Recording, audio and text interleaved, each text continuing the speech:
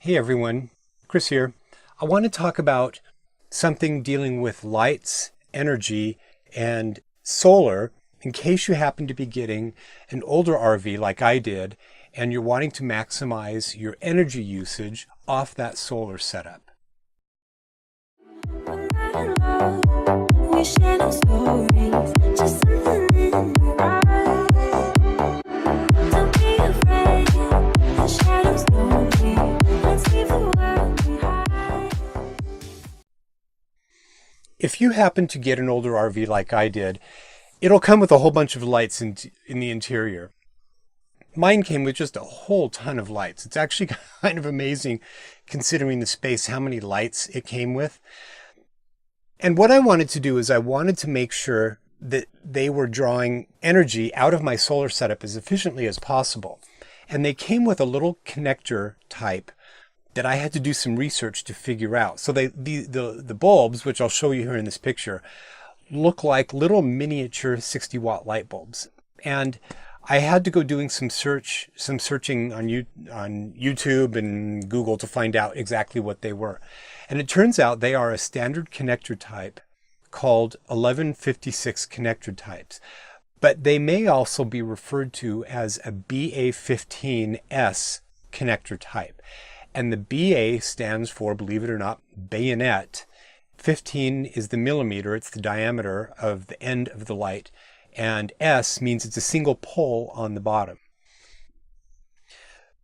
When I was doing my research to find out about replacing them, I knew LEDs were more efficient. But what I want to do in this video is I want to give you an example of exactly how much more efficient they are.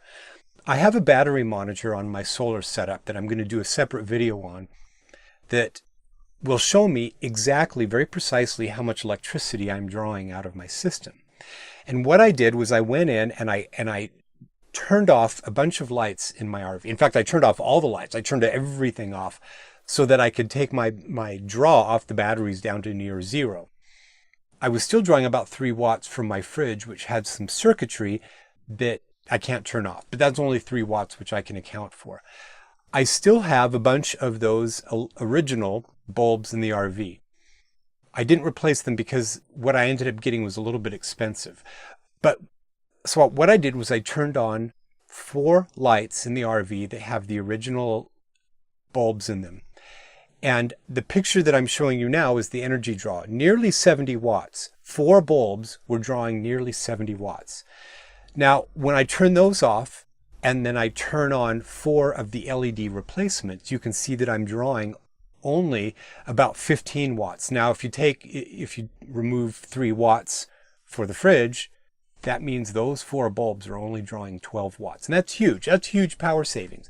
And on a given night, if I were to be running all of my lights on the original bulbs, it would register. I would definitely see, and I can definitely see when I have those original bulbs running. A couple of times I've accidentally turned on one of those lights for a couple of hours and I thought, why is my energy draw a little bit higher than what I thought it should be? And it turns out it's because I had those higher draw lights on.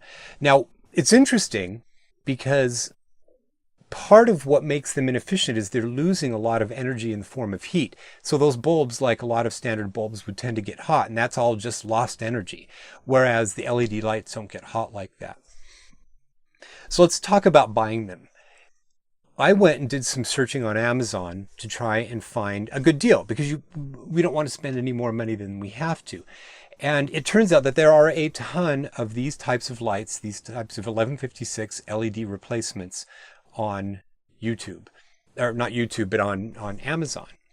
And I was a little bit leery of how cheap I saw them. So for instance, I was looking, I could find anywhere from $12 to $18 a pack of them, like 10 to 20 of these LED lights. And that made me a little bit nervous. So I was reading through all of the comments of many of these lights that I saw, and I was finding good reviews, and then I was finding a smattering, more than a smattering. It was the fact that I was seeing enough of the reviews showing that they were having problems with the cheap LEDs.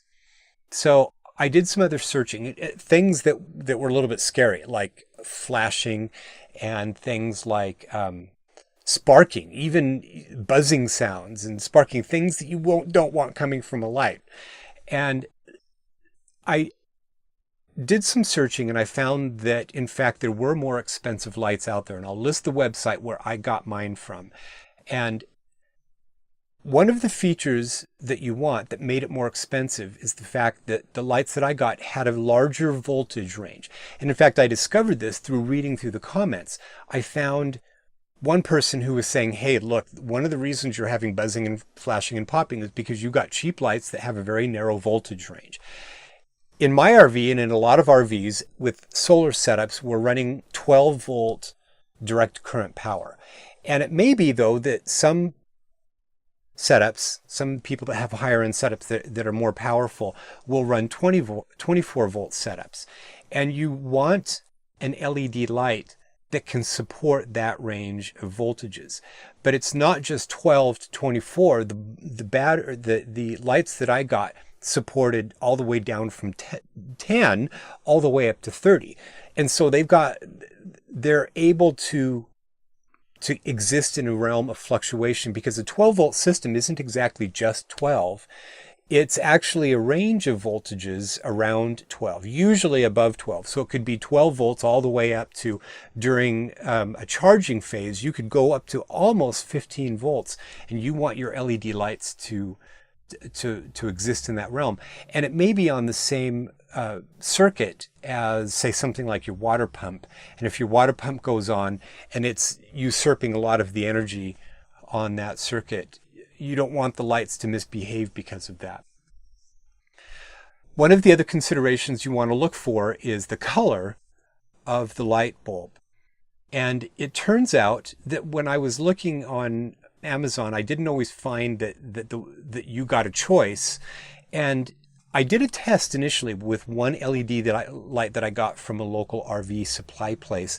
They sold me one, and there was no indication of what its color temperature was. And it was really expensive too. It was almost $15 for this one LED light. But I installed it and it worked great. But it had a color that I did not like. It was a bright fluorescent white, and I just did not like it. I have it in my bathroom now. Where I ended up getting from the website that I ended up getting mine from, and I'm not selling for them, I have no affiliation, it's just where I happen to have gotten mine. They sell a range of colors for most of their LED bulbs, and you'll get something like 6000 or 6500, which is that bright fluorescent white that I don't like, down to 4000 Kelvin, which is considered to be sort of a neutral. And the warmer ones, which matched most closely to the original bulbs in my RV, were 2900. So that's what I've ended up going with, are those nice warm 2900. They're more of a natural light to me. So if you consider the fact that they are much more power efficient, it's just such an easy decision to make. You will spend a little bit of money to replace them, but it's worth spending. And again, I only replaced a handful of the lights that I use most often, and they put out a good amount of light. I typically will only run just 2, maybe 3. So on the occasion that I need to turn on one of the other lights that has the original bulb, I don't mind too much, because it's going to be for a minute or two, and that's no big deal. Now, as far as inserting them and taking them out, it was a little bit of a pain to figure that out at first.